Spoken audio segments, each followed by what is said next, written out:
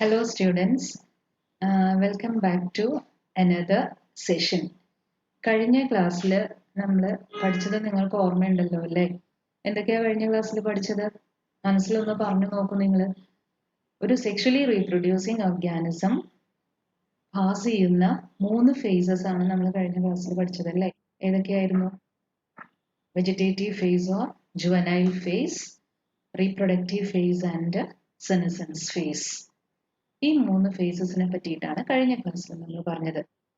അപ്പോൾ ക്ലാസ് അവസാനിപ്പിക്കുന്നതിന് മുമ്പ് തന്നെ ഞാൻ പറഞ്ഞിരുന്നു നമ്മൾക്ക് നെക്സ്റ്റ് ക്ലാസ്സിൽ പഠിക്കേണ്ടത് എന്താണ് എന്നുള്ളത്. ഇനി സെക്ഷുവൽ റീപ്രൊഡക്ഷൻ അണ്ടർഗോ ചെയ്യുന്ന ഓർഗാനിസംസ് 3 ഈവന്റ് അവരിൽ ഉണ്ടാവുന്നു എന്നുള്ളതാണ്.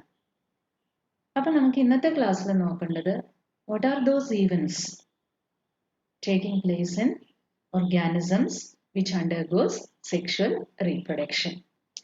അപ്പോൾ സെക്ഷൽ റീപ്രൊഡക്ഷൻ അണ്ടർഗോ ചെയ്യുന്ന ഒരു ഓർഗാനിസത്തിൽ വരുന്ന 3 ഈവൻസ് എന്ന് പറയുന്നത് നിങ്ങൾക്ക് സ്ലൈഡിൽ കാണാം. Pre fertilization, fertilization and post fertilization എന്ന് പറയുന്ന ഈവൻസ് ആണ് വരുന്നത്. അപ്പൊ പ്രീ ഫെർട്ടിലൈസേഷൻ എന്ന് പറഞ്ഞു കഴിഞ്ഞാൽ ഫെർട്ടിലൈസേഷന് മുമ്പുള്ളത്, ഇപ്പൊ പ്രീവിയസ് ഇയർ ക്വസ്റ്റ്യൻസ് എന്നുള്ളത് നിങ്ങൾ കേട്ടിട്ടുണ്ടാകും, മുമ്പത്തെ ക്വസ്റ്റ്യൻസ് എന്നുള്ള അർത്ഥത്തിലാണ് വരുന്നത്. അപ്പൊ ഫെർട്ടിലൈസേഷന് മുമ്പുള്ള ഈവന്റ് ആണ് ഏതായിട്ട് പറയുന്നത്? Pre fertilization. ഇനി രണ്ടാമത്തത് fertilization. Fertilization means fusion of gametes ആണ് അവിടെ വരുന്നത്. അത് കഴിഞ്ഞിട്ട് സൈഗോട്ട് എംബ്രിയോ ഫോം ചെയ്യുന്ന ഫേസ് ആണ് ഇതിൽ വരുന്നത്? Post fertilization. അപ്പോൾ there are 3 events in sexual reproduction. Pre-fertilization, പറയൂ, സെക്കൻഡ് ഏതാണ്? Fertilization, third post fertilization. ഇനി അതിൽ തന്നെ നമ്മൾ ഇന്ന് ഒന്ന് ഡീറ്റെയിൽഡ് ആയിട്ട് നോക്കാൻ പോകുന്നത് ഫസ്റ്റ് ഇവന്റ് ആണ് പ്രീ ഫെർട്ടിലൈസേഷൻ. അപ്പൊ പ്രീ ഫെർട്ടിലൈസേഷൻ എന്ന് പറയുന്ന ഒരു ഇവന്റിനെ വീണ്ടും കാറ്റഗറൈസ് ചെയ്തിട്ടുണ്ട് രണ്ടായിട്ട്: ഗാമറ്റോജെനസിസ് ആൻഡ് ഗമീറ്റ് ട്രാൻസ്ഫർ. അപ്പൊ പ്രീ ഫെർട്ടിലൈസേഷനിൽ നടക്കുന്നത് എന്താണ്? ഗമീറ്റ്സ് ഫോം ചെയ്യുന്ന ആ ഒരു പ്രോസസ്സാണ് മെയിൽ ഗമീറ്റും ഫീമെയിൽ ഗമീറ്റും. എന്നിട്ട് ആ മെയിൽ ഗമീറ്റും ഫീമെയിൽ ഗമീറ്റും ഫോം ചെയ്ത് കഴിഞ്ഞാൽ മെയിൽ ഗമീറ്റ്സ് എന്ത് ചെയ്യപ്പെടും? ട്രാൻസ്ഫർ ചെയ്യപ്പെടും. എവിടേക്ക്? ഫീമെയിൽ ഗമീറ്റിന്റെ അടുത്തേക്ക് എന്നുള്ളതാണ്. അപ്പോൾ നമുക്ക് പ്രീ ഫെർട്ടിലൈസേഷൻ എന്ന് പറയുന്നത് ഫെർട്ടിലൈസേഷന് മുമ്പുള്ള സ്റ്റേജസ് ആണ് അതിൽ വരുന്നത്. ദാറ്റ് മീൻസ് അത് ഒരു ഇവന്റ് ആയിട്ടാണ് പറയുന്നത് prior to the fusion of gametes, and they include gametogenesis and gamete transfer. അപ്പോൾ നമുക്ക് ഇതിൽ നിങ്ങൾക്ക് സ്ലൈഡിൽ കാണാം, ചിത്രങ്ങൾ കാണാം. അതിൽ തന്നെ ഗമീറ്റ്, അതായത് മെയിൽ ഗമീറ്റും ഫീമെയിൽ ഗമീറ്റുമായിട്ടുള്ള രീതിയിലുള്ള പിക്ചേഴ്സ് നിങ്ങൾക്ക് കാണാമെന്നില്ല. ഇനി ഗാമറ്റോ, ഞാൻ പറഞ്ഞു പ്രീ ഫെർട്ടിലൈസേഷൻ എന്ന് പറയുമ്പോൾ അതിൽ മെയിൽ ഗമീറ്റും ഫീമെയിൽ ഗമീറ്റും ഫോം ചെയ്യുന്നതാണ് എന്നുള്ളത് പറഞ്ഞു അല്ലേ? അങ്ങനെ വരുമ്പോൾ ഈ ഫോം ചെയ്യുന്ന ഗമീറ്റ്സ് 2 രീതിയായിട്ട് നമുക്ക് കാറ്റഗറൈസ് ചെയ്യാം. അതിനു മുമ്പ് ഗമീറ്റ്സ് ആർ ഓൾവേസ് ഹാപ്ലോയിഡ് എന്നുള്ളതാണ്. അതായത് ഫോം ചെയ്യുന്ന ഗമീറ്റ്സ്, കഴിഞ്ഞ കൊല്ലം നിങ്ങൾ പഠിച്ചിട്ടുണ്ട് മൈറ്റോസിസ് മിയോസിസിൽ always the gametes are haploid എന്നുള്ളതാണ്.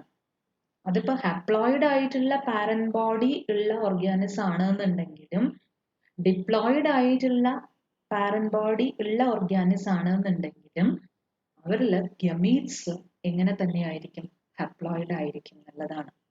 അപ്പൊ ആ ഫോം ചെയ്യുന്ന ഗമീറ്റ്സ്, അതുകൊണ്ടാണ് ഗമീറ്റ്സ് ഹാപ്ലോയിഡ് സെൽസ് നമ്മുടെ ബ്രാക്കറ്റിൽ കൊടുത്തിരിക്കുന്നത്. 2 രീതിയിൽ നമുക്ക് പറയാം: ഹോമോഗമീറ്റ്സ് ഓർ ഐസോഗമീറ്റ്സ് ആൻഡ് ഹെറ്ററോഗമീറ്റ്സ്. ഓക്കെ, എങ്ങനെയാണ് 2 തരമായിട്ട് പറയുന്നത്? ഹോമോഗമീറ്റ്സ് എന്നും പറയും, ഹെറ്ററോഗമീറ്റ്സ് എന്ന് പറയും.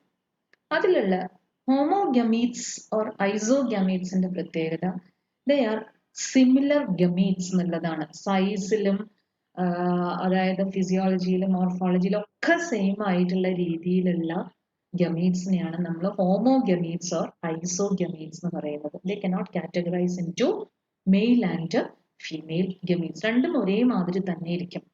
ഒരു എക്സാമ്പിൾ, ഇപ്പൊ ടെക്സ്റ്റിലായിട്ടുള്ള എക്സാമ്പിൾ തന്നെ നമ്മൾ ഓർക്കണം. ക്ലാഡോഫോറ എന്ന് പറയുന്ന ആൽഗയുടെ എക്സാമ്പിൾ നമുക്ക് പറയാം. അപ്പോൾ ഈ ഐസോഗമീറ്റ്സ് ആയിട്ടുള്ള ഗമീറ്റ്സ് ഫ്യൂസ് ചെയ്യുന്ന പ്രോസസ്സിനെ ഐസോഗാമറ്റിക് ഫ്യൂഷൻ എന്ന് പറയും. ഓക്കെ, എങ്ങനെയാ പറയാ? ഐസോഗാമറ്റിക് ഫ്യൂഷൻ. ഫ്യൂഷൻ ഓഫ് ഐസോഗാമീറ്റ്സിനെയാണ് നമ്മൾ എന്ത് പേര് പറയുന്നത്? ഐസോഗാമറ്റിക് ഫ്യൂഷൻ. ഇനി രണ്ടാമത്തെ ടൈപ്പ് എന്ന് പറയുന്നത് ഹെറ്ററോഗമീറ്റ്സ് ആണ്. ഹെറ്ററോഗമീറ്റ്സിന്റെ പ്രത്യേകത എന്താണ്? ഡിഫറെന്റ് എന്നുള്ള അർത്ഥമാണ് ഹെറ്ററോ, അല്ലേ? അപ്പോൾ അവിടെ male and female gametes are distinct types. വ്യത്യാസം ഉണ്ടാവും എന്നുള്ളതാണ് ഏതിന്റെ പ്രത്യേകത? ഹെറ്ററോഗമീറ്റ്സ്. കഴിഞ്ഞ ആൽഗെ പഠിച്ചപ്പോൾ ഐസോഗമീറ്റ്സ്, ഹെറ്ററോഗമീറ്റ്സ് ഒക്കെ നിങ്ങൾ പഠിച്ചതാണ്. അപ്പൊ അത് കൂടുതലായിട്ട് എക്സ്പ്ലെയിൻ ചെയ്യേണ്ട കാര്യമില്ല, എന്നാലും നമുക്ക് പറയാം. അതിൽ തന്നെ ഇപ്പോൾ മെയിൽ ഗമീറ്റിനെ നമ്മൾ സ്പേം എന്ന് പറയും, ഫീമെയിൽ ഗമീറ്റിനെ എഗ് ഓർ ഓവം എന്നാണ് പറയാം. എക്സാമ്പിൾ, ആൽഗയിൽ ഫ്യൂക്കസ് എന്ന് പറയുന്ന ആൽഗെ, ഹ്യൂമൻ ബീയിങ്സിൽ ഒക്കെ നമ്മൾ ഈ മെയിൽ ആൻഡ് ഫീമെയിൽ ഗമീറ്റ് രണ്ടും വ്യത്യസ്തമായിട്ടുള്ള രീതിയിലാണ് വരുന്നത്. ഇപ്പോൾ ടെക്സ്റ്റിലായിട്ടുള്ള പിക്ചർ തന്നെയാണത്. അതിൽ എ എന്ന് പറയുന്ന പിക്ചർ നിങ്ങൾ നോക്കുമ്പോൾ ഐസോഗമീറ്റ്സ് ആണ്. നിങ്ങൾക്ക് അതിൽ നോക്കിക്കഴിഞ്ഞാൽ ഇതിൽ ഏതാണ് മെയിൽ ഗമീറ്റ് ഏതാണ് ഫീമെയിൽ ഗമീറ്റ് എന്നുള്ളത് നിങ്ങൾക്ക് ക്ലിയർ കട്ട് ആയിട്ട് ഡിസ്റ്റിങ്ക്റ്റ് ആയിട്ട് പറയാൻ പറ്റില്ല. അപ്പൊ അത് ഐസോഗമീറ്റ്സ് ആണ്, അല്ലെങ്കിൽ ഹോമോഗമീറ്റ്സ് എന്ന് പറയും. ഇനി രണ്ടാമത്തെ ചിത്രം ഫ്യൂക്കസ് എന്ന് പറയുന്ന ആൽഗയുടെയാണ്. അപ്പൊ നമ്മൾ ടെക്സ്റ്റുവലായിട്ടുള്ള എക്സാമ്പിൾസിന്റെ തന്നെയാണ് ശ്രദ്ധിക്കേണ്ടത്. ഇതില് ഫ്യൂക്കസ് എന്ന് പറയുന്ന ആൽഗയുടെ ഗാമീറ്റ്സിന്റെ ചിത്രമാണ് കൊടുത്തിരിക്കുന്നത്. അതിൽ ലാർജ് ആയിട്ട് വരുന്നത് ഫീമെയിൽ ഗമീറ്റും അതിന്റെ അടുത്ത് സ്മോൾ ആയിട്ടുള്ളൊരു മെയിൽ ഗമീറ്റും കൊടുത്തിട്ടുണ്ട് എന്നുള്ളതാണ്. അപ്പൊ ഇത് ഏതിന് എക്സാമ്പിൾ ആണ്? ബി ചിത്രം, ഹെറ്ററോഗമറ്റിക് ഫ്യൂഷൻ. അപ്പൊ fusion of heterogametes, fusion of two distinct type of gametes, two different type of gametes, ഇതിനെയാണ് നമ്മൾ ഹെറ്ററോഗാമറ്റിക് ഫ്യൂഷൻ എന്ന് പറയുന്നത്. അപ്പൊ രണ്ടാമത്തെ ചിത്രം ഹെറ്ററോഗമീറ്റ്സിന് എക്സാമ്പിൾ ആണ്. മൂന്നാമത്തെ ചിത്രം മനുഷ്യന്റെ കേസിലുള്ള ഗമീറ്റ്സിനെയാണ് കൊടുത്തിട്ടുള്ളത്. അതിൽ ലാർജ് എഗ് ഓർ ഓവം ആയിട്ടാണ് വരുന്നത്. മറ്റത് സ്പേമിന്റെ ചിത്രമാണ് കൊടുത്തിരിക്കുന്നത് എന്നുള്ളതാണ്. അപ്പൊ ഗമറ്റോജനസിസിൽ formation of male gametes and female gametes എന്ന് പറയുമ്പോൾ അതിൽ തന്നെ ഐസോഗമീറ്റ്സ് ഫോം ചെയ്യുന്ന ടൈപ്പ് ഓർഗാനിസം ഉണ്ട്, ഹെറ്ററോഗമീറ്റ്സ് ഫോം ചെയ്യുന്ന ടൈപ്പ് ഓർഗാനിസംസും ഉണ്ട് എന്നുള്ളതാണ് നമ്മൾ പറയുന്നത്. ഇനി നെക്സ്റ്റ് പോർഷനിലേക്ക് നമ്മൾ കടക്കുമ്പോൾ സെക്ഷുവാലിറ്റി ഇൻ ഓർഗാനിസംസ് എന്നുള്ളതാണ്. അതായത് ഇപ്പൊ നമ്മൾ ഒരു ഫ്ലവർ എടുത്ത് നോക്കുമ്പോൾ നമ്മൾക്കതിൽ ഇപ്പൊ ആൻഡ്രീഷ്യ ഉണ്ട്, ഗൈനീഷ്യ ഉണ്ട്, അല്ലെങ്കിൽ ആ ഒരു ഫ്ലവറിൽ മാത്രമാണ്, ഒരു ഫ്ലവറിൽ ആൻഡ്രീഷ്യം മാത്രമേ ഉള്ളൂ, അല്ലെങ്കിൽ മറ്റേ ഫ്ലവറിൽ ഗൈനീഷ്യം മാത്രമേ ഉള്ളൂ. ഇങ്ങനെ നമ്മൾ തിരിച്ചറിയും എന്നുള്ളതാണ്. അപ്പോൾ എങ്ങനെ നമ്മൾക്ക് എന്ത് ടേം യൂസ് ചെയ്തിട്ടാണ് നമ്മൾ ആ ഓർഗാനിസങ്ങളുടെ ആ ഒരു കണ്ടീഷൻ പറയുക എന്നുള്ളതാണ് സെക്ഷുവാലിറ്റി ഇൻ ഓർഗാനിസംസ് എന്നുള്ള ആ ഒരു കൺസെപ്റ്റ് കൊണ്ട് ഉദ്ദേശിക്കുന്നത്. അപ്പൊ അത് നമ്മൾ പൊതുവായിട്ട് പറയുന്നത് ബൈസെക്ഷൽ ഓർ യൂണിസെക്ഷൽ എന്നുള്ളതാണ്. അറിയാം നിങ്ങൾക്ക്, കഴിഞ്ഞ കൊല്ലം കുറച്ച് കാര്യങ്ങൾ നമ്മൾ അതിനെ പഠിച്ചിട്ടുണ്ട്. എന്നാലും ജസ്റ്റ് ഒന്നും കൂടി നമ്മൾക്ക് അതൊന്ന് എക്സ്പ്ലെയിൻ ചെയ്ത് നോക്കാം. ഇപ്പൊ ഫ്ലവേഴ്സിന്റെ കേസിലാണെന്നുണ്ടെങ്കിൽ, ആനിമൽസിന്റെ കേസിലാണെന്നുണ്ടെങ്കിലും നമുക്ക് പറയാം ബൈസെക്ഷൽ എന്ന് പറഞ്ഞു കഴിഞ്ഞാൽ എന്താണ് എന്നുള്ളതാണ്. സെക്ഷുവാലിറ്റി ഇൻ ഓർഗാനിസംസ് എന്ന് പറയുമ്പോൾ അതിൽ ബൈസെക്ഷൽ എന്ന് പറയുന്നത് എന്താണ് എന്നുള്ളതാണ്. ബൈസെക്ഷൽ എന്ന് പറഞ്ഞു കഴിഞ്ഞാൽ രണ്ട് സെക്സ് ഓർഗൻസും ഒരേ ഇൻഡിവിജ്വലില് പ്രസന്റ് ആയിട്ട് വരുമ്പോഴാണ് അതിനെ എന്ത് പേര് പറയുന്നത്? Bisexual organism. അല്ലെങ്കിൽ ഒരു ഫ്ലവർ, ഇപ്പോൾ നമ്മൾക്കൊരു ചെമ്പരത്തിപ്പൂ എടുത്ത് നോക്കിയിട്ടുണ്ടെന്നുണ്ടെങ്കിൽ അതിൽ പോളൻ ഗ്രെയിനും നമ്മൾക്ക് കാണാൻ സാധിക്കും. അതോടൊപ്പം തന്നെ പിസ്റ്റ് അല്ലെ, സ്റ്റൈലും സ്റ്റിഗ്മയും, അതോടൊപ്പം തന്നെ ഓവ്യൂള് വരുന്ന സ്ട്രക്ചറും കാണാൻ സാധിക്കും. അത് ഒറ്റ ഫ്ലവറിലാണ് കാണുക. അപ്പൊ അത് രണ്ടും ഒരേ ഫ്ലവറിൽ പ്രസന്റ് ആണ്. ബൈസെക്ഷൽ ഫ്ലവർ എന്ന് പറയും. Bisexual means mail and female reproductive structures R present in the same individual or same flower. ഇപ്പൊ പ്ലാന്റിന്റെ കേസിലാണെന്നുണ്ടെങ്കിൽ മെയിൽ റീപ്രൊഡക്റ്റീവ് സ്ട്രക്ചർ പ്രൊഡ്യൂസ് ചെയ്യുന്നതിന് ആൻഡ്രീഷ്യം എന്ന് പറയും നമ്മൾ. ഫീമെയിൽ റീപ്രൊഡക്റ്റീവ് സ്ട്രക്ചർ പ്രസന്റ് ആയിട്ട് വരുന്നതിന് ഗൈനീഷ്യം എന്നും നമ്മൾ പേര് പറയും. ഓക്കെ, നിങ്ങൾ മോർഫോളജിയിൽ പഠിച്ചിട്ടുണ്ട്. ബൈസെക്ഷൽ ആയിട്ടുള്ള പ്ലാന്റ്സിന്റെ 2 എക്സാമ്പിൾസ് നമ്മളിവിടെ കൊടുത്തിട്ടുണ്ട്. ഹൈബിസ്കസ് ചെമ്പരത്തി, പൈസം നമ്മുടെ പയറിന്റെ പൂവ് നിങ്ങൾ കണ്ടിട്ടുണ്ടാവും. അതിൽ ആ ഫ്ലവറിൽ ആൻഡ്രീഷ്യം ഉണ്ട്, ഗൈനീഷ്യം ഉണ്ട് എന്നുള്ളതാണ്. ഇനി നെക്സ്റ്റ് ഒരു ടേം അതിൽ നോക്കാനുള്ളത് നമ്മൾക്ക് മൊണീഷ്യസ് എന്ന് പറയുന്ന മൊണീഷ്യസ് പ്ലാന്റ് എന്ന് പറയും. ബൈസെക്ഷൽ ഫ്ലവറും മൊണീഷ്യസ് പ്ലാന്റും കൺഫ്യൂഷൻ വരരുത്. മൊണീഷ്യസ് പ്ലാന്റ് എന്നാണ് നമ്മൾ പറയാം. അതെന്താണെന്ന് വെച്ചാൽ if male and female flowers are present in the same plant, അതിനെയാണ് നമ്മൾ എന്ത് പേര് പറയുന്നത്? മൊണീഷ്യസ് എന്ന് പറയുന്നത്. അതായത് മെയിൽ ആയിട്ടുള്ള റീപ്രൊഡക്റ്റീവ് സ്ട്രക്ചർ ഫീമെയിൽ റീപ്രൊഡക്റ്റീവ് സ്ട്രക്ചറും ഒരേ പ്ലാന്റിൽ തന്നെ വരികയാണെന്നുണ്ടെങ്കിൽ അതിനെ നമ്മൾ എന്ത് പേര് പറയും? മൊണീഷ്യസ് പ്ലാന്റ് എന്ന് പറയും. അപ്പോൾ ഹൈബിസ്കസ് ആയാലും പൈസം ആയാലും ഒരേ പ്ലാന്റിൽ തന്നെയാണ് രണ്ടും കാണുന്നത്. അപ്പൊ അങ്ങനെ വരുമ്പോൾ അതിനെ നമുക്ക് എന്ത് പേര് പറയും? Monoecious plant. If male and female flowers are present in the same plant it is called monoecious. അപ്പൊ അതിൽ കുക്കുർബിറ്റ്സും കോക്കനട്ടും ആണ് കൊടുത്തിരിക്കുന്നത്. തെങ്ങിന്റെ കേസിൽ തെങ്ങിന് ആൺപൂവും പെൺപൂവും ഒരേ തെങ്ങിൽ കണ്ടിട്ടുണ്ടാവും. താഴെ വീഴുന്ന ഫ്ലവേഴ്സ് ചെറിയ ചെറിയ മഞ്ഞ നിറത്തിലുള്ള ഫ്ലവേഴ്സ് മെയിൽ ഫ്ലവർ ആണ്. മച്ചിങ്ങ ഫോം ചെയ്യുന്നത് ഫീമെയിൽ ഫ്ലവർ ആയിട്ടാണ്. അത് രണ്ടും ഒരേ കോക്കനട്ട് ട്രീയിൽ തന്നെയാണ് കാണുന്നത്. അപ്പൊ ഒരേ ട്രീയിൽ അല്ലെങ്കിൽ ഒരേ പ്ലാന്റിൽ തന്നെ രണ്ടും വരികയാണെന്നുണ്ടെങ്കിൽ അതിനെ നമ്മൾ എന്ത് പേര് പറയും? മൊണീഷ്യസ്. മോണോ ഈഷ്യസ്, ഒന്നിൽ തന്നെ കാണാം എന്നുള്ള അർത്ഥമാണ്. ഇനി അതേമാതിരി തന്നെ ബൈസെക്ഷൽ അനിമൽസിന്റെ കേസിലും ബൈസെക്ഷൽ അനിമൽസ് ഉണ്ട്. ഹെർമാഫ്രോഡൈറ്റ്സ് എന്ന് പറയും. അതിന് വേറൊരു ടേമും കൂടി യൂസ് ചെയ്യാറുണ്ട്, ഹെർമാഫ്രോഡൈറ്റ്സ് എന്ന് പറയുന്നത്. കാരണം male reproductive structure and female reproductive structure are found in the same animal എന്നുള്ളതാണ്. Example earthworm, leech, sponge, tapeworm, ഇതൊക്കെ നമുക്ക് എക്സാമ്പിൾ ആയിട്ട് പറയാം. അപ്പോൾ ഞാൻ ബോക്സിൽ ഒരു 3 ടേം കൊടുത്തിട്ടുണ്ട്. നിങ്ങൾക്ക് കാണാം ബൈസെക്ഷൽ, ഹോമോഥാലിക്, മൊണീഷ്യസ്. ഈ ബൈസെക്ഷൽ എന്ന് പറയുന്നത് തന്നെയാണ് ഹോമോഥാലിക് എന്ന് പറയുന്നത്. അതിപ്പോ ഫഞ്ചൈയുടെ കേസിലൊക്കെ ഒരേ താലസിൽ തന്നെ മെയിൽ ഗമീറ്റ് ഫോം ചെയ്യുന്നുണ്ടാവും, ഫീമെയിൽ ഗമീറ്റ് ഫോം ചെയ്യുന്നുണ്ടാവും. അപ്പൊ അതിനെ നമ്മൾ ഹോമോഥാലിക്, ബൈസെക്ഷലിന്റെ മാതിരി തന്നെ അർത്ഥം വരുന്നതാണ് എന്ത്? ഹോമോഥാലിക്. അത് തന്നെ ആ ഒരു കൺസെപ്റ്റ് തന്നെ വരുന്നതാണ് എന്ത്? മൊണീഷ്യസ് എന്ന് പറയുന്നത്. ഒരേ പ്ലാന്റിൽ തന്നെ മെയിൽ ആൻഡ് ഫീമെയിൽ ആയിട്ടുള്ള റീപ്രൊഡക്റ്റീവ് സ്ട്രക്ചർ വരികയാണ് എന്ന് പറയുമ്പോൾ അതിനെ മൊണീഷ്യസ് എന്ന് പറയും. അപ്പോൾ ബൈസെക്ഷൽ, ഹോമോഥാലിക്, മൊണീഷ്യസ്, ഇത് മൂന്നും ഒരു അർത്ഥം വരുന്നതാണ്. ഓക്കെ, അപ്പോൾ നമ്മൾ ഇപ്പോൾ പറഞ്ഞു കഴിഞ്ഞത് ബൈസെക്ഷൽ ആണ്. ഇനി മറ്റൊരു ടേം അതിൽ ഓർമ്മിക്കാനുള്ളത് യൂണിസെക്ഷൽ എന്നുള്ളതാണ്. യൂണിസെക്ഷൽ എന്ന് പറയുമ്പോൾ ഒരൊറ്റ റീപ്രൊഡക്റ്റീവ് സ്ട്രക്ചർ, ഒരു ഫ്ലവറിൽ ഒരു റീപ്രൊഡക്റ്റീവ് സ്ട്രക്ചർ മാത്രം പ്രസന്റ് ആവുക എന്നുള്ളതാണ്. ഇപ്പൊ മത്തന്റെ പൂവ് നിങ്ങൾ കണ്ടിട്ടുണ്ടാവും. അതിൽ മത്തന്റെ ഒരു പൂവ് എടുത്ത് നോക്കിക്കഴിഞ്ഞാൽ അതിൽ ആൻഡ്രീഷ്യം മാത്രമേ ഉണ്ടാവുള്ളൂ. അല്ലെങ്കിൽ വേറൊരു പൂവ് എടുത്ത് നോക്കിക്കഴിഞ്ഞാൽ ഗൈനീഷ്യം മാത്രമേ ഉണ്ടാവുള്ളൂ. തെങ്ങിന്റെ പൂവിന്റെ കേസിലും അതൊക്കെ തന്നെയാണ് കേസ് വരുന്നത്. അപ്പൊ mail and female reproductive structure R present in different individuals. നമ്മൾ എക്സാമ്പിൾ പേര് പറയാം. നമ്മൾ മെയിൽ വേറെ ഫീമെയിൽ വേറെയാണ് അല്ലേ? യൂണിസെക്ഷൽ. അപ്പൊ mail and female reproductive structures R present in different individuals എന്ന് പറയുന്നതാണ് ഏത്? യൂണിസെക്ഷൽ. ഇപ്പൊ ഫ്ലവറിംഗ് പ്ലാന്റ്സിലേക്ക് വരുമ്പോൾ അങ്ങനെ മെയിൽ ഫ്ലവർ മാത്രമായിട്ട് ഒരു ഫ്ലവർ കാണുകയാണെങ്കിൽ നമ്മൾ അതിനെ എന്ത് പേര് പറയും?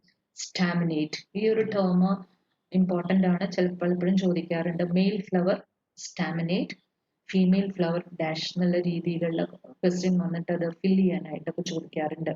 അപ്പൊ മെയിൽ ഫ്ലവറിനെ നമ്മൾ പറയുന്നത് സ്റ്റാമിനേറ്റ് ഫ്ലവർ, സ്റ്റേമൻ ബെയർ ചെയ്യുന്ന ഫ്ലവർ എന്നുള്ള അർത്ഥത്തിലാണ് എന്ത് പറയുന്നത്? സ്റ്റാമിനേറ്റ് എന്ന് പറയുന്നത്. അതേമാതിരി തന്നെ ഫീമെയിൽ ഫ്ലവർ മാത്രമായിട്ട്, അതായത് ഗൈനീഷ്യം മാത്രം ബെയർ ചെയ്യുന്ന ഫ്ലവർ ആണെന്നുണ്ടെങ്കിൽ നമ്മൾ അതിനെ എന്ത് പറയും? പിസ്റ്റിലാണ് ആ സ്ട്രക്ചർ ആയിട്ട് പറയുന്നത് അല്ലെ? Pistil. Gynoecium is otherwise called as pistil. Pistil consists of style, ovary style and stigma. Pistillate flower എന്ന് പറയും. അപ്പൊ യൂണിസെക്ഷൽ ഫ്ലവറിന്റെ കേസിൽ മെയിൽ ഫ്ലവറും ഫീമെയിൽ ഫ്ലവറും വേറെ വേറെ ആയിരിക്കും. Mail flower is called staminate flower. Female flower is called pistillate flower. അതും ഓർമ്മിക്കാം നിങ്ങൾ. ഇനി ഈ male and female flowers when present in different plants, അതിനെ നമ്മൾക്ക് എന്ത് പേര് പറയാം? ഡയേഷ്യസ് കണ്ടീഷൻ എന്ന് പറയാം.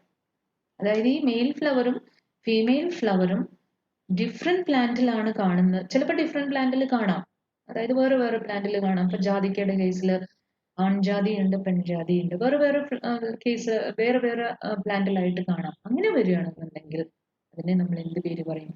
ഡൈഷ്യസ്. ഡൈഷ്യസ് രണ്ടായിട്ട് വരിക എന്നുള്ള അർത്ഥത്തിലാണ്. എക്സാമ്പിൾ ടെക്സ്റ്റിൽ കൊടുത്തിട്ടുള്ളത് പപ്പായ, നമ്മുടെ നമ്മള് കപ്ലങ്ങ എന്നൊക്കെ പറയും. പല പേരുകളാണ് അതിന് പറയുന്നത് അല്ലെ? പപ്പായ, കപ്ലങ്ങ, ഞങ്ങൾ തൃശ്ശൂർ ഭാഗത്തേക്കൊക്കെ കൊപ്പയ്ക്ക എന്ന് പറയും. അപ്പൊ അങ്ങനെ പല പേരുകൾ പറയും. ഡേറ്റ് ഈന്തപ്പഴം, ഇത് ഡയേഷ്യസ് എന്ന് പറയുന്ന ടേമാണ്. Male and female flower are present in different plants. ഇനി അതേമാതിരി തന്നെ യൂണിസെക്ഷൽ ആനിമൽസും വരുന്നുണ്ട്. ആനിമൽസിന്റെ കേസിലും വരുന്നുണ്ട്. ഇപ്പൊ ഇതിൽ കൊടുത്തിട്ടുള്ള example cockroach, male cockroach, female cockroach. Higher animals ഒക്കെ അങ്ങനെ മെയിൽ ആൻഡ് ഫീമെയിൽ ആയിട്ട് വരുന്ന കാറ്റഗറി ആയിട്ട് വരുന്നതാണ്. ഇനി ഫഞ്ചൈയുടെ കേസിൽ ഞാൻ നേരത്തെ പറഞ്ഞു, ഫഞ്ചൈയുടെ കേസിലും സെക്ഷൽ റീപ്രൊഡക്ഷൻ വരും. അപ്പൊ മെയിൽ ഗമീറ്റും ഫീമെയിൽ ഗമീറ്റും ഫോം ചെയ്യും. അത് ചിലപ്പോൾ ഒരേ താലസിലായിരിക്കാം ഉണ്ടാവുന്നത്, ചിലപ്പോൾ ഡിഫറെന്റ് താലസിൽ. അതായത് ഒരു താലസിൽ മെയിൽ ഗമീറ്റ് ഫോം ചെയ്യുന്നതായിട്ട് വരാം, വേറൊരു താലസിൽ ഇപ്പൊ മെയിൽ ഹൈഫേ, ഫീമെയിൽ ഹൈഫേ. ഹൈഫേകളാണ് അല്ലെ ഇപ്പൊ ഫഞ്ചൈയുടെ കേസിൽ വരുന്നത്. മെയിൻ ബോഡി എന്ന് പറയുന്നത് ഹൈഫേ ആണ്. ഇന്റർവോവൺ മാസ് ഓഫ് ഹൈഫേ, മൈസീലിയം എന്നൊക്കെ പറഞ്ഞ് പഠിച്ചിട്ടുണ്ടാവും ഫസ്റ്റ് ഇയറിൽ ഫഞ്ചൈല്. അപ്പൊ അതിലും ചിലപ്പോൾ ഒരൊറ്റ താലസിൽ തന്നെ മെയിലും ഫീമെയിൽ ഗമീറ്റ് വരുന്നത് ഉണ്ടാവാം. വേറെ വേറെ താലസിൽ മെയിൽ ഗമീറ്റും ഫീമെയിൽ ഗമീറ്റും ഫോം ചെയ്യുന്നത് ഉണ്ടാവും. അപ്പൊ അതിനെ ഹെറ്ററോതാലിക് എന്നാണ് പറയുക, ഡിഫറെന്റ് താലസ്. അപ്പൊ ഫഞ്ചൈ മേ ബി ബൈസെക്ഷലും ആവാം, അല്ലെങ്കിൽ യൂണിസെക്ഷലും ആവാം, അല്ലെങ്കിൽ ഹോമോതാലിക് ആവാം, അല്ലെങ്കിൽ ഹെറ്ററോതാലിക് ആവാം. ഫഞ്ചൈ എപ്പോഴും ഹോമോതാലിക് മാത്രമായി കൊള്ളണമെന്നൊന്നുമില്ല. ചില ഫഞ്ചൈയുടെ സ്പീഷീസ് ഹെറ്ററോതാലിക്കും ആവാം. അങ്ങനെ വരുമ്പോൾ യുണിസെക്ഷൽ എന്ന് പറയുന്ന ടേമും ഹെറ്ററോതാലിക് എന്ന് പറയുന്ന ടേമും ഡൈഷ്യസ് എന്ന് പറയുന്ന ടേമും ഒരേ കൺസെപ്റ്റ് വരുന്നതാണ്.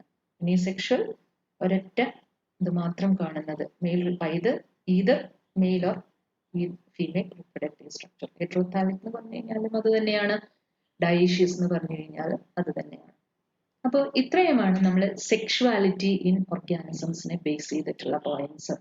ബൈസെക്ഷൽ ആവാം, ഞാൻ ഫ്ലവറിന്റെ കേസ് എടുത്ത് പറയാം. ബൈസെക്ഷൽ ആവാം ഫ്ലവർ, യൂണിസെക്ഷൽ ആവാം. ഇനി ആ ബൈസെക്ഷൽ ഫ്ലവർ ആയാലും യൂണിസെക്ഷൽ ഫ്ലവർ ആയാലും അവര് ഒരു പ്ലാന്റിൽ തന്നെ കാണുകയാണെന്നുണ്ടെങ്കിൽ മൊണീഷ്യസ് കണ്ടീഷൻ എന്ന് പറയും. ഇനി ഈ യൂണിസെക്ഷൽ ഫ്ലവേഴ്സ് ഡിഫറെന്റ് പ്ലാന്റിലാണ് വരുന്നത്. മെയിൽ ഫ്ലവർ വേറെ പ്ലാന്റിൽ, ഫീമെയിൽ ഫ്ലവർ വേറെ പ്ലാന്റിലാണ് കാണുന്നത് എന്നുണ്ടെങ്കിൽ ഇതിനെയാണ് നമ്മൾ എന്ത് പേര് പറയുന്നത്? ഡയേഷ്യസ് കണ്ടീഷൻ എന്ന് പറയുന്നത്. അപ്പോൾ അതിന്റെ എക്സാമ്പിൾസും നമ്മൾ ഇതിൽ കൊടുത്തിട്ടുണ്ട്. ഇത്രയും പോയിന്റ്സ് നിങ്ങൾ കൃത്യമായിട്ട് പഠിക്കാൻ നോക്കണം. ഇനി നമുക്ക് നിങ്ങളുടെ ടെക്സ്റ്റില് കുറച്ച് ചിത്രങ്ങൾ കൊടുത്തിട്ടുണ്ട്, അത് ഒന്ന് നോക്കാം. അപ്പൊ ആ ടെക്സ്റ്റിൽ കൊടുത്തിട്ടുള്ള പിക്ചേഴ്സ് ഏതാന്ന് വെച്ചാൽ നമ്മൾ പഠിച്ചതിനെ ബേസ് ചെയ്തിട്ടാണ്. ഇപ്പൊ ബൈസെക്ഷൽ പഠിച്ചു, യൂണിസെക്ഷൽ പഠിച്ചു, മൊണീഷ്യസ്, ഡൈഷ്യസ്, അങ്ങനെയുള്ള കാര്യങ്ങൾ പഠിച്ചു. അപ്പൊ അതിന്റെ ഓരോരോ എക്സാമ്പിൾസ് ഇതിൽ കൊടുത്തിട്ടുണ്ട്. അപ്പൊ ഫസ്റ്റ് പിക്ചർ കൊടുത്തിരിക്കുന്നത് എർത്ത് വർമിന്റെ ആണ്. Earth worm is a bisexual animal.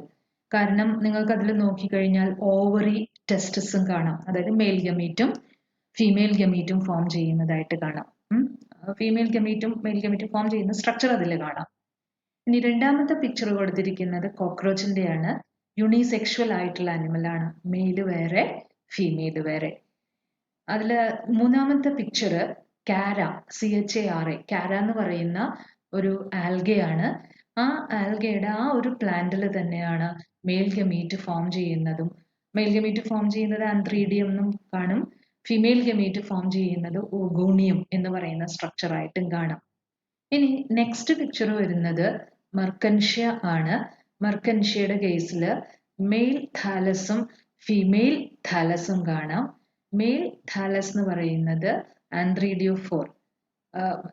Mail താലസില് ആന്ത്രീഡിയ bear ചെയ്യുന്നത് ആന്ത്രീഡിയോഫോറും, ഫീമെയിൽ താലസില് ഫീമെയിൽ ഗമീറ്റ് ബെയർ ചെയ്യുന്ന സ്ട്രക്ചർ ആർക്കിഗോണിയോഫോർ. ആർക്കിഗോണിയാണ് സ്ട്രക്ചർ ആയിട്ട് വരുന്നത്. ആർക്കിഗോണിയയുടെ ഉള്ളിലാണ് ഫിമെയിൽ ഗമീറ്റ് ഫോം ചെയ്യാം.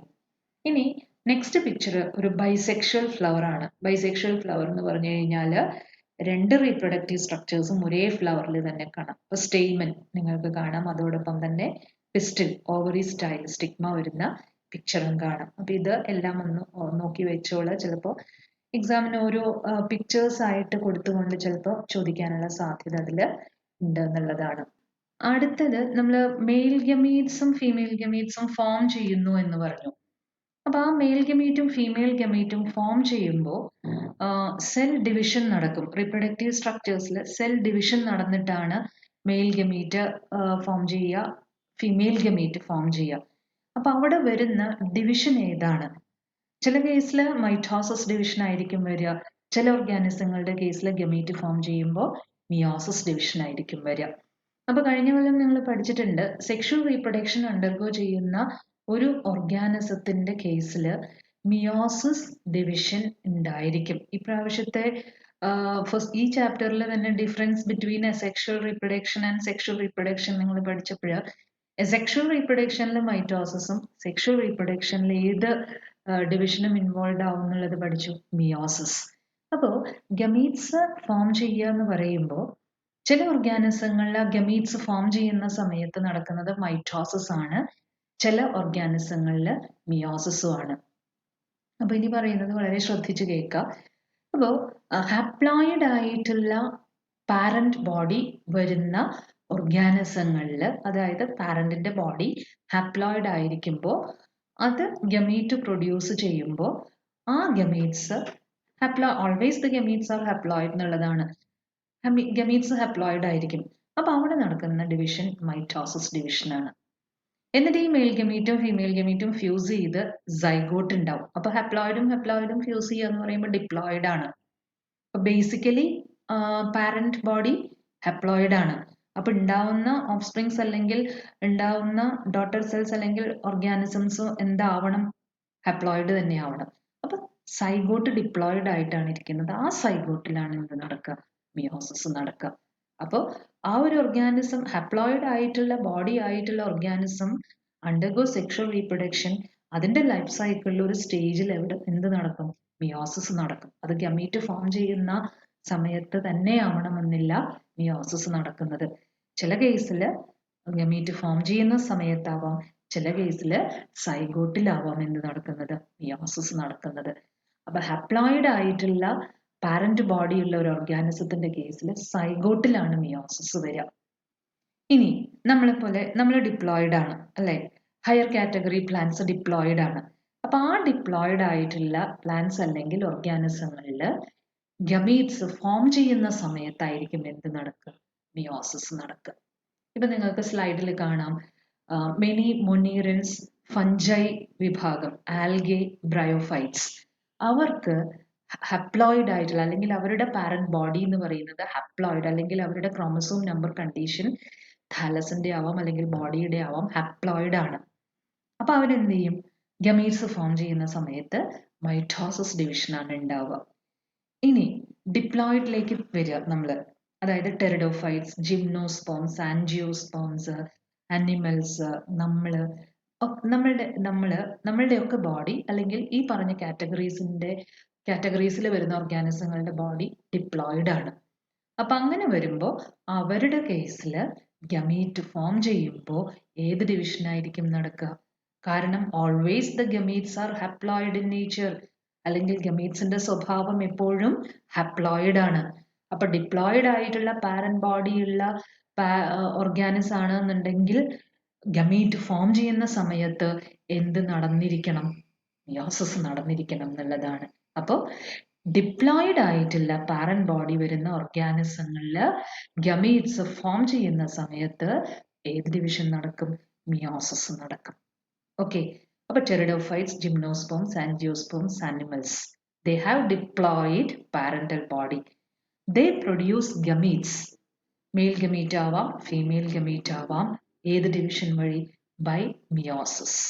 അപ്പൊ അത് ഗമീറ്റ് മദർ സെല്ലാണ് ആ ഡിവിഷൻ അണ്ടർഗോ ചെയ്യുക. ആ ഡിവിഷൻ അണ്ടർഗോ ചെയ്യുന്ന ഗമീറ്റ് മദർ സെല്ലിനെ നമ്മൾ ഒരു പേര് പറയും, മിയോസൈറ്റ് എന്ന് പറയും. അപ്പോൾ what is A meiocyte? That is the gamete mother cell which undergoes meiosis to form haploid gamete. What is a meiocyte? It is the gamete mother cell which undergoes meiosis to form gamete. എന്താണ് meiocyte എന്നാണ് ഇപ്പോൾ പറഞ്ഞത്. അപ്പോൾ ഇതിലൊരു table നിങ്ങൾക്ക് കാണാം. ആ ടേബിളിൽ മിയോസൈറ്റ്സിന്റെ അല്ലെങ്കിൽ മിയോസൈറ്റ്സ് ഇത് ഡിപ്ലോയിഡ് ആണ്. മിയോസൈറ്റ് എന്ന് പറഞ്ഞു കഴിഞ്ഞാൽ gamete mother cell which undergoes meiosis എന്നാണ്. അപ്പോൾ ഡിപ്ലോയിഡ് കണ്ടീഷനിലുള്ള മിയോസൈറ്റിന്റെ നമ്പറും അതിന്റെ ഗമീറ്റ് ഫോം ചെയ്യുമ്പോൾ അതിന്റെ ക്രോമസോം നമ്പറും കൊടുത്തിട്ടുണ്ട് അല്ലേ. ഇപ്പൊ ഹ്യൂമൻ ബീയിങ്സ് നമ്മളുടെ കേസിൽ തന്നെ 46 നമ്പർ ഓഫ് ക്രോമസോംസ് ആണ് നമ്മൾക്കുള്ളത്. അപ്പോൾ ഡിപ്ലോയിഡ് ആണ് നമ്മൾ. അപ്പോൾ haploids that means gametes should be always haploid എന്നുള്ളതാണ്.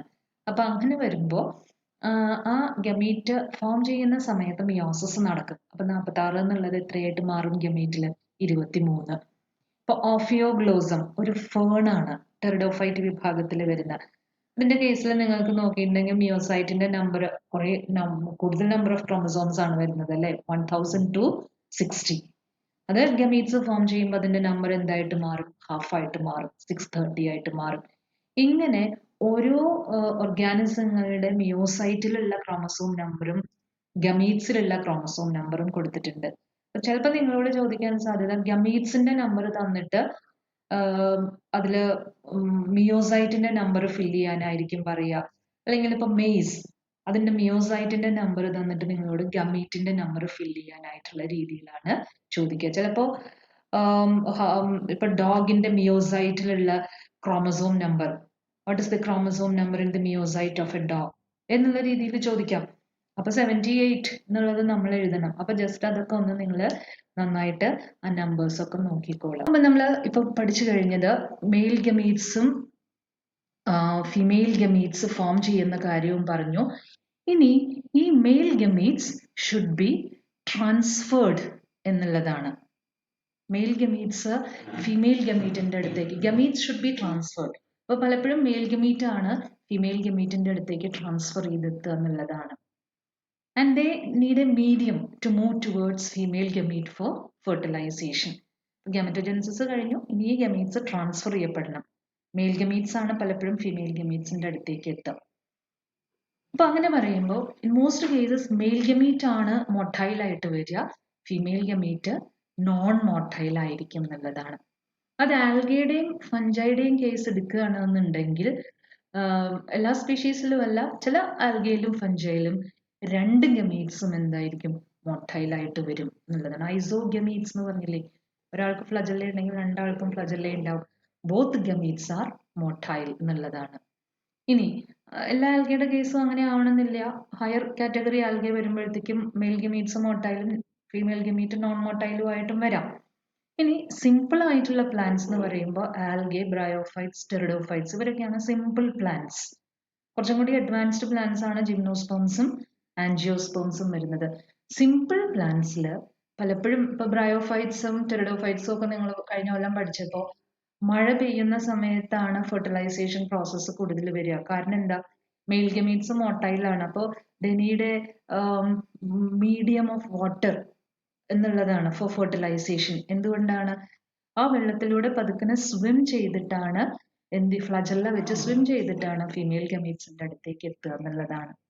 അപ്പോൾ ഈ ആൽഗയുടെയും ബ്രയോഫൈറ്റ്സിന്റെയും ടെറിഡോഫൈറ്റ്സിന്റെയും കേസിൽ gamete transfer takes place through a water medium. അപ്പൊ അതിന്റെ കുറേ ഗമീറ്റ്സ് ലോസ് ആവാനുള്ള, ഈ ട്രാൻസ്പോർട്ടേഷൻ നടക്കുമ്പോൾ കുറേ ഗമീറ്റ്സ് ലോസ് ആവാനുള്ള സാധ്യത അവരിൽ ഉണ്ടാവാറുണ്ട്. അതുകൊണ്ട് തന്നെ ഇവരിൽ ഒരുപാട് മെയിൽ ഗമീറ്റ്സ് ഫോം ചെയ്യും. അതാണ് to compensate the loss of male gametes during transport large number of male gametes are formed in the case of algae, bryophytes, pteridophytes etcetera. ചിലപ്പോൾ ചോദിക്കാം എന്തിനു വേണ്ടിയിട്ടാണ് ആൽഗെ, ബ്രയോഫൈറ്റ്സ്, ടെറിഡോഫൈറ്റ്സിന്റെ കേസിൽ more number of male gametes are produced എന്നുള്ളത്. എന്താ കാരണം? More number of male gametes produce ചെയ്യുന്നത് എന്തിനു വേണ്ടിയിട്ടാണ്? During the transport of male gametes towards female gametes, there is a chance for loss of the male gametes. To compensate this loss of male gametes, more number of male gametes are produced. Okay. ഇനി seed പ്ലാന്റ്സിന്റെ കേസിൽ, ആൻജിയോസ്പേംസിന്റെ കേസിൽ, ജിംനോസ്പേംസിന്റെ കേസിൽ pollen grain ആണ് mail gamete ആയിട്ട് വരിക. അപ്പൊ ആ pollen grains ഏതിലേക്ക് എത്തണം എന്നുള്ളതാണ്. ഇപ്പൊ ജിംനോസ്പേംസിലാണെങ്കിൽ ഓവ്യൂളിലേക്ക് എത്തണം, ആൻജിയോസ്പേംസിലാണെന്നുണ്ടെങ്കിൽ സ്റ്റിഗ്മയിലേക്ക് വന്ന് പതിക്കണം എന്നുള്ളതാണ്. അപ്പൊ അതിനും ചില മീഡിയം ഉണ്ട്. എയറിലൂടെ, വാട്ടറിലൂടെ ആവാം, വിൻഡിലൂടെ ആവാം വരുന്നത്, ബേർഡ്സ് വഴി ഇതിന്റെ ട്രാൻസ്ഫർ നടക്കാം. അപ്പൊ ഇങ്ങനെയുള്ള പല രീതി, അപ്പൊ അവിടെയും ഒരു മീഡിയം ആവശ്യമാണ് എന്നുള്ളതാണ്. അപ്പൊ പ്ലാന്റ്സിലേക്ക് വരുമ്പോൾ ആ ഒരു രീതിക്ക്, ഗമി ട്രാൻസ്ഫറിന്റെ രീതിക്ക് നമ്മൾ എന്ത് പേരാ പറയാ? പോളിനേഷൻ എന്നാണ് പറയാ. And what is pollination? Pollination എന്ന് പറഞ്ഞു കഴിഞ്ഞാൽ ആന്തറിൽ നിന്നുള്ള പോളൻ ഗ്രെയിൻ സ്റ്റിഗ്മയിലേക്ക് വന്ന് പതിക്കുന്ന പ്രോസസ്സിനെയാണ് നമ്മൾ എന്ത് പറയുന്നത്? Pollination. Transfer of pollen grains from the anther to the stigma of a flower എന്നുള്ളതാണ് അതിന്റെ പ്രത്യേകത. പോളൻ ഗ്രെയിൻ ആന്തറിലാണ് ഉണ്ടാവുക. നിങ്ങൾക്ക് കാണാം, പോളൻ ഗ്രെയിൻ സ്റ്റിഗ്മയിൽ പതിച്ചിട്ട് പോളൻ ട്യൂബ് ഫോം ചെയ്ത് ഓവറിയുടെ ഉള്ളിലേക്ക് എത്തി ഓവ്യൂളിന്റെ ഉള്ളിലുള്ള എക്സെല്ലുമായിട്ട് ഫ്യൂസ് ചെയ്യുകയാണ് ചെയ്യുക. ഓക്കെ, നെക്സ്റ്റ് നമുക്ക് നോക്കാനുള്ളത്, നമ്മൾ നേരത്തെ പറഞ്ഞു ഗമീറ്റ് ട്രാൻസ്ഫറിൽ പ്ലാന്റ്സിന്റെ കേസിൽ ഗമീറ്റ് ട്രാൻസ്ഫർ പോളിനേഷൻ ആണെന്ന് പറഞ്ഞു കഴിഞ്ഞു. അതിൽ തന്നെ ബൈസെക്ഷൽ സെൽഫ് ഫെർട്ടിലൈസിങ് പ്ലാന്റ്സ് നിങ്ങൾക്ക് സ്ലൈഡിൽ കാണാം. ആന്തറും സ്റ്റിഗ്മയും വളരെ അടുത്തായിരിക്കും. ഇപ്പൊ പയറിന്റെ പൂവിന്റെ കേസിൽ നിങ്ങൾക്കറിയാം, നിങ്ങൾ കണ്ടിട്ടുണ്ടാവും, അല്ലെങ്കിൽ എടുത്തു നോക്കുക. പയറിന്റെ പൂവിന്റെ ആ സ്റ്റാൻഡേർഡ് പെറ്റലും 2 ലാറ്ററൽ പെറ്റലും കീൽ പെറ്റലും ഉണ്ട് എന്ന് പറഞ്ഞാൽ, കീൽ പെറ്റലിന്റെ ഉള്ളിലേക്കാണ് സ്റ്റേമൻ കാണുക. അതോടൊപ്പം തന്നെ അതിൻ്റെ ഉള്ളില് പിസ്റ്റലും ഉണ്ടായിരിക്കും എന്നുള്ളതാണ്. അപ്പൊ ആന്തറും സ്റ്റിഗ്മയും വളരെ ക്ലോസ് ആണ്. അങ്ങനെ വരുമ്പോൾ അവരിൽ സെൽഫ് പോളിനേഷൻ ആണ് നടക്കുക. Transfer of pollen grains is very easy. അതാണ് സെൽഫ് ഫെർട്ടിലൈസേഷൻ എന്ന് പറഞ്ഞു കഴിഞ്ഞാൽ സെൽഫ് പോളിനേഷൻ എന്നുള്ളതാണ്. പക്ഷെ എല്ലാവരുടെയും കേസിൽ അങ്ങനെ ആവണമെന്നില്ല. കാരണം ഇപ്പോൾ മെയിൽ പ്ലാന്റ് വേറെ, ഫീമെയിൽ പ്ലാന്റ് വേറെ എന്ന് പറയുമ്പോൾ മെയിൽ ഫ്ലവർ ഒന്നിൽ വരും, ഫീമെയിൽ ഫ്ലവർ വേറെ ഒന്നിൽ വരും. അപ്പോൾ അപ്പോഴും പ്ലാന്റ്സിന്റെ കേസിൽ pollen should be transferred to the female gamete എന്നുള്ളതാണ്. അപ്പൊ അങ്ങനെ വരുമ്പോൾ അവിടെ വരുന്ന പോളിനേഷനെ ക്രോസ് പോളിനേഷൻ എന്നാണ് പറയുക. ക്രോസ് പോളിനേഷൻ എന്ന് പറഞ്ഞു കഴിഞ്ഞാൽ നിങ്ങൾ പഠിച്ചിട്ടുണ്ട്, ഒരു ഫ്ലവറിൽ നിന്നുള്ള, ഒരു ഫ്ലവറിന്റെ ആന്തറിൽ നിന്നുള്ള പോളൻ മറ്റൊരു പ്ലാന്റിലുള്ള ഫ്ലവറിന്റെ സ്റ്റിഗ്മയിലേക്ക് പതിക്കുന്ന പ്രോസസ്സിനെയാണ് എന്ത് പറയുന്നത്? ക്രോസ് പോളിനേഷൻ എന്ന് പറയുന്നത്. അപ്പോൾ ഡൈഷ്യസ് പ്ലാന്റിൽ എന്തായാലും ക്രോസ് പോളിനേഷനേ വരുള്ളൂ. ആ പോളിനേഷനാണ് ഈ transfer of male gametes to the female gametes എന്ന് പറയുന്ന ആ ഒരു കണ്ടീഷന് ഹെൽപ്പ് ചെയ്യാം. അപ്പോൾ സ്റ്റിഗ്മയില് പോളൻ ഗ്രെയിൻസ് വന്ന് പതിക്കുകയാണ് ചെയ്യുക. അതിപ്പോ മീഡിയം ഇൻസെക്ട്സ് വഴിയാവാം, അതേമാതിരി തന്നെ വാട്ടർ വഴിയാവാം, ഏത് മീഡിയം ആണെന്നുണ്ടെങ്കിലും പോളൻ ഗ്രെയിൻസ് എവിടെയാണ് വന്ന് പതിക്കുക? സ്റ്റിഗ്മയിൽ. സ്റ്റിഗ്മയിൽ അത് പതിച്ചു കഴിഞ്ഞാൽ സ്റ്റിഗ്മ വേണ്ട ന്യൂട്രിയൻസ് കൊടുക്കും ഈ പോളൻ ഗ്രെയിൻസിനെ ജെർമിനേറ്റ് ചെയ്യാനായിട്ട്. അങ്ങനെ വരുമ്പോൾ pollen grains pollen tube form ചെയ്തിട്ട് ആ പോളൻ ട്യൂബിലേക്ക് മെയിൽ ഗമീറ്റ്സ് ട്രാൻസ്ഫർ ചെയ്തിട്ട് ആ പോളൻ ട്യൂബ് സ്റ്റൈലിലൂടെ ഓവറിയുടെ ഉള്ളിലൂടെ ഓവ്യൂളിൻ്റെ ഉള്ളിലുള്ള എക്സെല്ലിലേക്ക് എത്തിയിട്ട് ആ എംബ്രിയോ സാക്കിൽ, അല്ലെങ്കിൽ എക്സെല്ലിൻ്റെ ആ ഒരു സ്ട്രക്ചർ വരുന്ന, എക്സെല്ലിൽ ഉൾക്കൊള്ളുന്ന ആ ഒരു സഞ്ചിക്കാണ് എംബ്രിയോ സാക്ക് എന്ന് പറയുക. അതിൻ്റെ ഉള്ളിലേക്ക് മെയിൽ ഗമീറ്റ്സിനെ എന്ത് ചെയ്യും? ട്രാൻസ്ഫർ ചെയ്യും.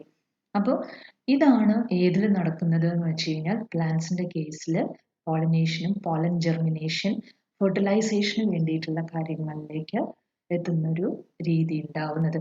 Pollen grains germinate on the stigma and the pollen tubes carrying male gametes reach the ovule and discharge male gamete near the egg. അപ്പോൾ സ്വാഭാവികമായിട്ടും മെയിൽ ഗമീറ്റ് ഫീമെയിൽ ഗമീറ്റിന്റെ അടുത്തേക്ക് എത്തി. ഇനി നടക്കുന്ന പ്രോസസ്സ് എന്താണ്?